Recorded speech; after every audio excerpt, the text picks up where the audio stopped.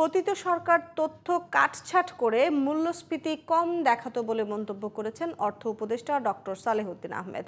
দুপুরে রাজধানীর সিডাক মিলনায়তনে ব্যাংকিং অ্যালমনাক-এর ষষ্ঠ সংস্করণের মোড়ক উন্মোচন অনুষ্ঠানে এমন মন্তব্য করেন তিনি। অনুষ্ঠানে বিশেষ অতিথি হিসেবে উপস্থিত ছিলেন তত্ত্বাবধায়ক সরকারের সাবেক উপদেষ্টা হোসেন জিল্লুর রহমান সহ আরও অনেকে।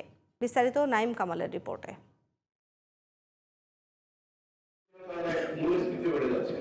শনিবার সকালে ব্যাংকিং অ্যালমনাক এর ষষ্ঠ সংস্করণ অনুষ্ঠানে সিরডাপ মিলনায়তনে প্রধান অতিথি হিসেবে যোগ দেন অন্তর্বর্তী সরকারের অর্থ উপদেষ্টা ডক্টর সালেহুদ্দিন আহমেদ।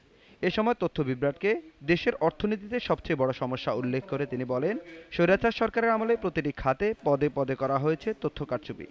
মূল্যস্ফীতিও এর ব্যতিক্রম ছিল না। তথ্য বিভ্রাটের পেছনে কিছু আনুষ্ঠানিক ভুল আছে, আর কিছু যারা নীতি নির্ধারক তাদেরও কিছুটা নেতিবাচক ভূমিকা আছে। ভূমিকা কোনো নেতিবাচক, তার চেষ্টা করে যে কোনো লুকিয়ে রাখি আর খুব প্রচার করে কিছু বলি। তত্ত্বাবধায়ক সরকারের সাবেক উপদেষ্টা হোসেন জিল্লুর রহমান বলেন, মূল্যস্ফীতির বিষয়টাও মোকাবেলা করতে হলে আমরা যেটা বলতে পারি অলিগার্কিক মার্কেট পাওয়ার, এই অলিগার্কিক মার্কেট পাওয়ার কিন্তু গত 15 বছরের যে শাসনকালে এটা একটা অন্য স্তরে চলে গেছিল। অলিগার্কিক মার্কেট পাওয়ার এখন একটা বাস্তবতা হিসেবে বিরাজ করছে। এটাকেও ট্যাকেল করার একটা বড় চ্যালেঞ্জ সামনে রয়ে গেছে।